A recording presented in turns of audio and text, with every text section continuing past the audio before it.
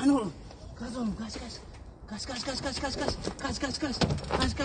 Hop, yuh, bravo sana. Aslan. Gel, aferin.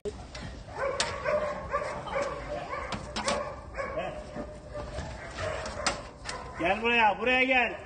Gel, getir buraya. Narkotik köpeği Max'in bize bulduğu arkadaşlar. Uyuşturucu maddelerden metamfetamin. Gel, buraya gel. Gel buraya.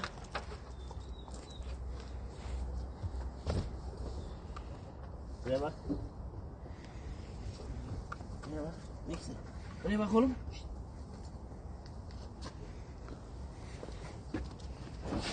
Abi buraya Aslan tepki veriyor. Gel. Aferin. Bakalım oraya. Evet arkadaşlar. Evet.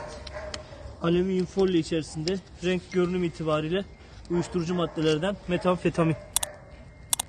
Tamam abi, ödüllendirebilirsek tekrardan. Yerine...